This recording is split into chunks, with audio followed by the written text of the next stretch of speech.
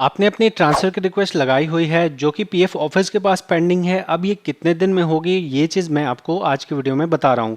अगर आप नए हो, मेरा पहले परिचय जान लीजिए, तब आप भरोसा कर सकेंगे इस मेरी बातों पे।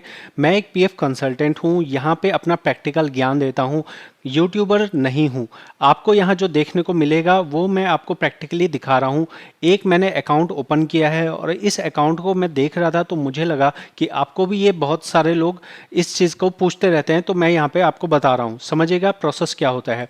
प्रोसेस ये होता है कि आपके ट्रांसफ़र की रिक्वेस्ट दो तरह की होती है, एक होता है ऑटो ट्रांसफ़र और एक होता है नॉर्मल ट्रांसफ़र।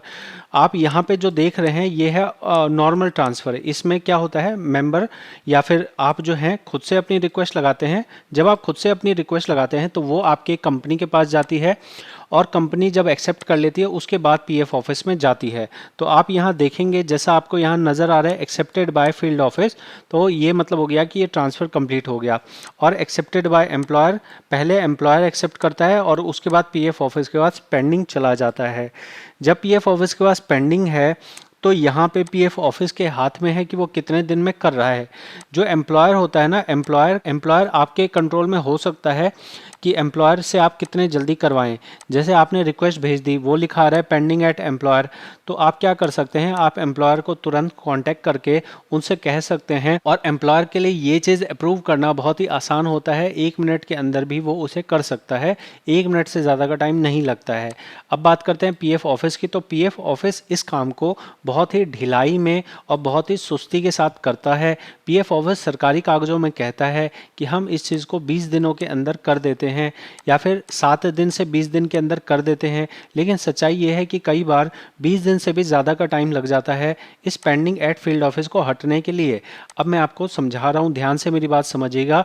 आप लोग बहुत मेजर गलती कर देते हैं कि ट्रांसफ़र आपका कंप्लीट नहीं हुआ होता है और आप सोचते हैं कि आपका ट्रांसफ़र हो गया।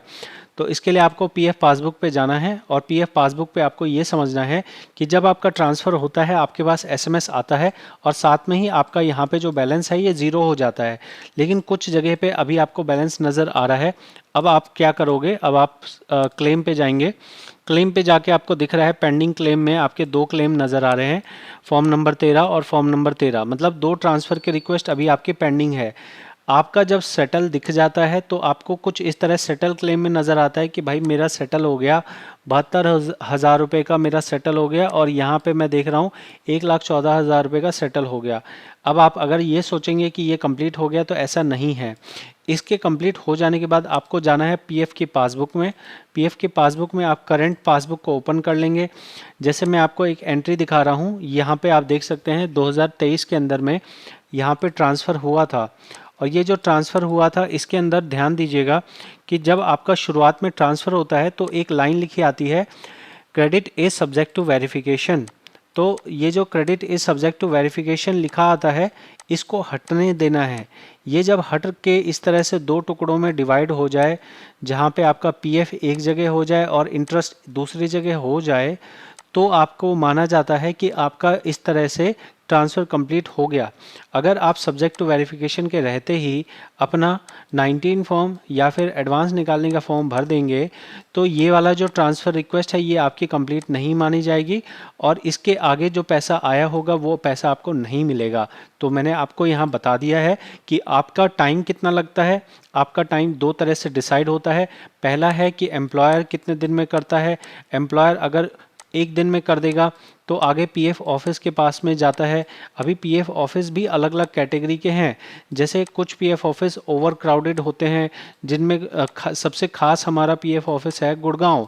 ये जो गुड़गांव पीएफ ऑफिस है इसका बहुत ही ट्रैक रिकॉर्ड ख़राब है। ट्रांसफ़र के मामले में गुड़गांव से बेकार ऑफिस मैंने आज तक देखा नहीं है।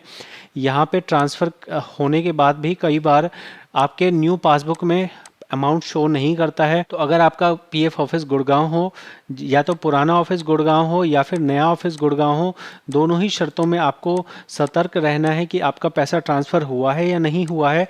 क्योंकि अगर मान लीजिए बहुत बार आप पुराने आईडी में ज़ीरो हो गया और वो न्यू आईडी में कहीं शो ही नहीं कर रहा है, तो उसमें 1 महीना, 1.5 महीना, 2 महीने का भी टाइम लग सकता है। ठीक है, तो चीज़ें कॉम्प्लेक्स हैं, तो आप अपने ट्रांसफ़र का ध्यान रखें।